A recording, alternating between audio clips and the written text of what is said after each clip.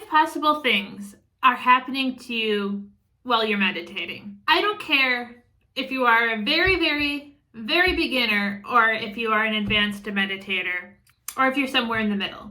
One of these 5 things are happening to you. Those 5 things are: you are struggling to meditate and coming in and out of meditation, kind of like a loop, in, out, in, out, in, out, in, out. And that's okay. You are connecting to your higher self and receiving very interesting, noteworthy information from your higher self and not realizing it. You are connecting to your higher self and receiving amazing information from your higher self and realizing it. You are connecting to loved ones, people, animals on the other side and not realizing it. You are connecting to loved ones on the other side and realizing it. I can guarantee you, if you are meditating, if you are trying to meditate, every single time you are meditating, one of those 5 things is happening. I can also guarantee that if you are meditating, if you are trying to meditate, one of those 5 things happens sometimes, and the other one of the 5 things happens sometimes. Even if you are an advanced meditator, you experience that first thing of being in and out and in and out and in and out and having a meditation where you struggle sometimes.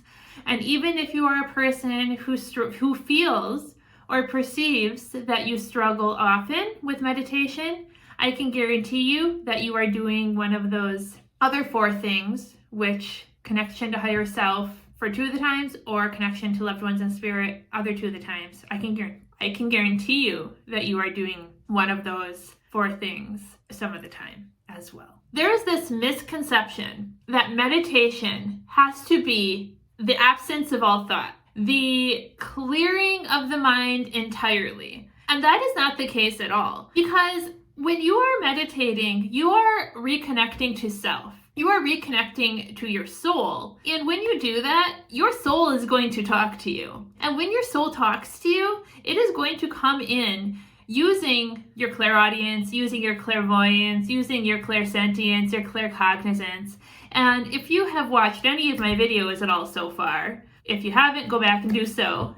But all of those clairs are very, very, very, very, very close to your own thoughts. Your own thought voice, your own thought imagery, your own, thought like sensations. So when people go in having the expectation that meditation is the absence of everything, and then maybe they achieve that for 30 seconds, and then their higher self is like, oof, perfect opportunity, gonna slide something in here. That person then is like, oh, I can't do this. I have these thoughts coming in, but they're not their thoughts. It's their higher self communicating with them. People do that all the time. They think that they're failing at meditation, when in reality, it is their higher self, when in reality, it is their loved ones in spirit working with them. And some of the things that come in during those moments are going to seem like totally random, are going to seem totally unrelated to anything, are going to seem out of left field, are going to seem like they mean nothing. But they absolutely do, because in meditation, I teach this in my Limitless course. In meditation, we get metaphors, we get symbolism, and it is not necessarily meant to dissect in the moment. It is meant to allow it to come in and to allow it to go out, but you need to remember it. You need to remember it because later, once you're out of meditation, going about your day, or even going about the following day, that metaphor and that symbol that came in from your higher self or came in from your loved one, say you received a random sunshine, say you received a random koala bear, say you received, a random elephant or a random window. It could be literally anything. Or a random word in your head. Say you heard the word blue car or plaque or whatever the case may be. It could have been a sentence. If you do not write it down, if you do not journal it after the fact, I can also guarantee you, because I've done this myself, it's going to be gone. It's going to be, you are not going to remember it happened. You're going to be trying to grasp for it an hour after your meditation, and it's going to be out. It's going to be gone. It's going to be out of your consciousness. You're going to have completely forgotten it happened. Whereas if you write it down, you're cementing it, you're solidifying it, you're imprinting it into your memory. You're also imprinting it onto a page to refer back to later.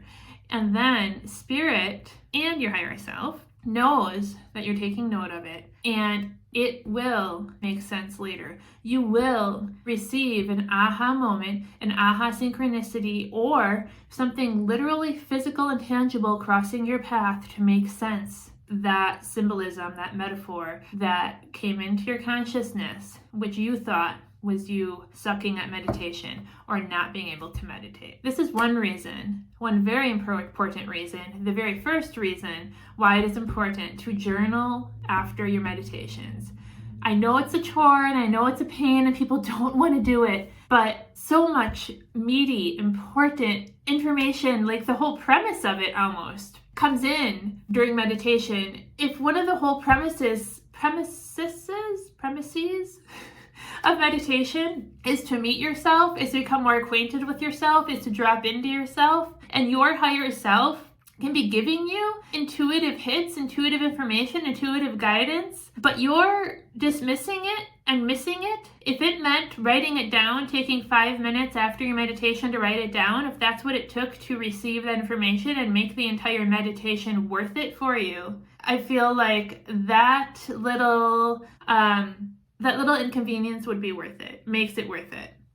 Because you're getting what you set out for in terms of the meditation to begin with. Now, let's talk a little bit more about those intrusive thoughts. Because what I just ran through with you, you're probably thinking, so if I think I suck at meditating or I can't meditate, are you saying that I'm never going to be bumped out of meditation, that when I feel like I'm not meditating, it's always my higher self, it's always spirit people? No, I'm not saying that.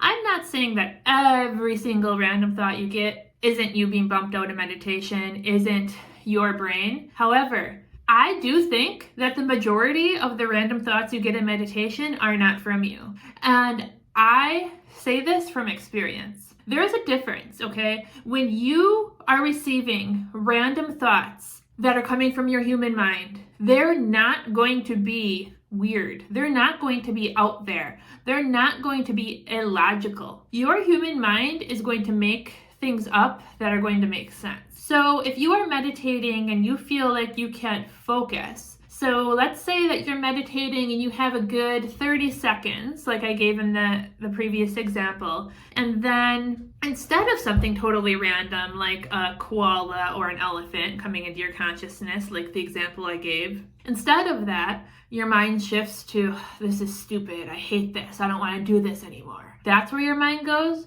That's your mind. That's you. That's you not focusing. That's you being kicked out of meditation. That's you dropping out of meditation.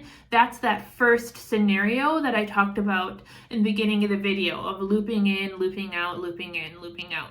And everybody experiences that. Even me, even the most enlightened like monks over in Thailand, even everybody experiences that. So you can choose to either give yourself grace and discontinue your meditation, or you can choose to observe those thoughts, acknowledge that those are your mind, and visualize them drifting away and resume your meditation. Or if you find yourself after that 30 seconds thinking about how you need to cook dinner, or thinking about how your living husband has been annoying you, or how you got in an argument last night, you will be able to tell what is logical thought, what makes sense for your brain. But random things, or things that don't particularly fit into your normal thought pattern or your normal thought train, are not going to be from you. And thinking about a spirit person, if you are meditating and your thought process goes to a spirit person, do not immediately assume that that is your mind, because that is also exactly how spirit communication initiates. That could very well be them coming in And if it is not them coming in, that is how you would initiate communication with them, would be thinking of them. They receive the energetic communication that you put out. So if you are have just had a good 30 seconds of communication and you receive an imagery of, or I shouldn't say received, an image of your son in spirit floats into your mind, do not immediately assume that it's your thought. I'm not saying that it's not your thought, it could be, but even if it is, that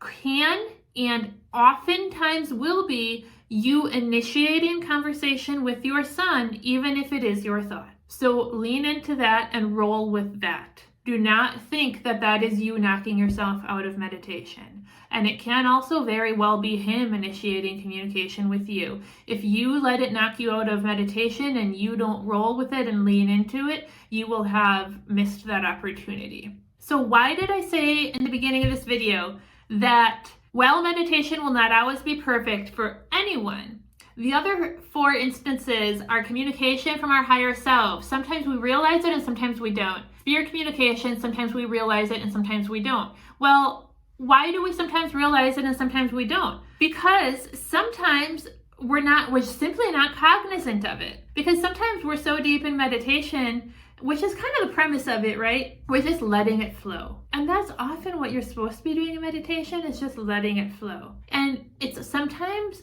it's not until you're out of the meditation and you reflect on it that you recognize exactly what was happening. And that is the additional beauty and the additional necessity of needing to write things down after the fact. Because if you simply come out of meditation, stand up or sit up, I meditate laying down. I love meditating laying down. That's not for everybody. Some people fall asleep. But if you sit up and just stretch and get up and walk away, and you don't write down what occurred, you might have just been silently observing and letting things pass by. And in the example of spirit communication, if your loved one didn't show you their face or didn't very strongly give you the clairsentient feeling of their presence, or maybe you didn't pick up on the clairsentient feeling of their presence, you'll stretch and get up and walk away from the meditation and you will have no clue what just happened. But if you open your meditation journal and write and reflect on the meditation and start to write things down and feel into what occurred, you'll, oh my gosh, I think that was just my son visiting me, or I think that was just my husband visiting me. And once you write it down and they realize that you are putting the dots together, almost always, they will give you a sign later that day or the next day. There will be a synchronous event that will come into your awareness that will validate that occurrence. Same with intuition. If you just observe the meditation, kind of sit back inside of yourself, observing what's going on, get up, stretch, walk away, and don't reflect on the things you observed or the things that came into your awareness, you're not going to intuitively connect the dots, right? So that is the other reason, or one of the other reasons, why journaling and writing things down after a meditation is so worthwhile and so meaningful. Another reason why it is worthwhile to write things down after a meditation is because the emotions that we experienced pre-meditation, so whatever time of day you meditate, whether it's in the morning or at night, whatever emotions you were experiencing in your waking hours prior to the meditation, and what the emotions that you're experiencing after the meditation are oftentimes very different. And oftentimes they're so different in a positive way that we forget what we were feeling prior to the meditation. And because they're so different and we're forgetting what they were prior to the meditation, we don't realize where we came from. And we're not realizing the benefits of meditating. And that means that it can become very easy to slide out of our meditation practice, to become lazy with it. And I say that because I've been there. That's why I'm using that word lazy with it. I know that's a strong word, but I've been there, so I'm going to use that word. It can be very easy to say, I'm not going to do it today because I'm tired. Because I meditate at night, and I've had nights where I'm like, I'm too tired. But if you slip for a couple of days, you will feel it. I have had that happen where I've slipped for a couple of days, and oh my gosh, do I feel the emotional difference. But if you write it down, if you observe your emotions prior to the meditation and after the meditation, and you journal on those, you have something to look back on in writing, literally in black and white, of, oh my gosh, look at the benefits of this. I can see it now. I can see what this is doing for my life. And it's really hard to allow yourself to pull and fall back away from something that you can see those benefits. Additionally, if you do fall out of your practice and pull away from it, you have something to look at to give you the motivation to get back into it if you have been journaling. Finally, I don't know. I might have something else to say. But because I am a psychic medium and an intuitive, I'm going to tell you this. Meditation, and because a lot of my audience is people who are deep in grief, meditation is going to help you in your non-meditative state to become better attuned to your loved ones in spirit. And I've preached this over and over and over on this channel and all of my social media. So I cannot drive that home strongly enough. The more that you meditate, the more you are going to become better attuned to what clairvoyance is like, clairaudience is like, clairsentience is like, claircognizance is like. And writing it down, writing your experiences down, tracking what clairvoyance was experienced, tracking what the clairvoyance was like, the clairaudience was like, the clairsentience was like, and so on and so forth, is going to be so helpful to you when you're not in meditation. But if you don't write it down, if you don't acknowledge it, it's one of those things that's going to be there and gone, and you're not going to be paying attention to it. So writing down your experiences with the clairs, whether it is with them in meditation or with yourself, because again, you are experiencing it, even if you don't yet realize it, it's going to help you so much with recognizing the thought imagery that comes from them during the daytime when you're not in meditation. The thought voice, the clairaudience that comes from them during the daytime when you don't recognize that it's them. And if you're not journaling that, you are most likely not going to be practicing how to differentiate that, right? How to differentiate it from your own thoughts, because you're not going to be as cognizant of it. You're not going to be as conscious of it. It is so important. It is so important to journal your meditation journeys, both from a spirit communication development standpoint, an intuition development standpoint, a meditation journey standpoint, but also just for yourself, for your own needs, for your own benefit, doing something for you. I do have a new journal that I just put out on Amazon. It is called the Meditation Journal for Daily Use. Dive deeper into your meditation practice. Your copy would not have the stripe across it. This is the sample copy. So it's just says not for resale on here. But my journal is different than so many other journals out there because I focus quite a bit on the clairvoyance, the clairaudience, what you're receiving in your thoughts, in your what you would have potentially viewed as intrusive thoughts in your past, okay? Because again, they're not intrusive. I know this from experience. There's so much layered information in metaphors and symbolisms that come into my meditations that have so much deep layered meanings. It's like peeling an onion. And if they're not written down, they're lost. And the metaphors and the symbolisms that spirit uses with us on a daily basis, they're beautiful. They're beautiful. And I want people to begin to recognize them in their own meditations rather than turning those into accusations against themselves and then using that to turn against themselves in terms of meditation and giving up, when instead they could have been using those meditations to blend and to receive information. And that's so sad to me that that happens, because that is exactly what transpires. So as to give you an example, for you're prompted during every or after every meditation, list any non-intrusive words that floated into your consciousness during the meditation. So non-intrusive words would be like, the stove is on would be an example of an intrusive word, because like I explained earlier, you'll be able to tell the example, or you'll be able to tell the difference between your thoughts and what you had previously maybe viewed as totally random things. So the koala of the elephant would be random things you don't want to ignore. Oh my gosh, this is so stupid and annoying, I hate this. Or my husband was so annoying, I'm so mad at him, would be examples of intrusive thoughts. You're also prompted, list any imagery that floated into your consciousness during the meditation here. Describe any physical or spiritual experiences from the meditation. Something else that a lot of people sort of forget about during their meditations, a lot of people maybe experience, but forget about, is the physical sensations that they get. A lot of people get tingles or vibrations, or maybe shivers up a certain arm, or maybe their arms start to feel heavy.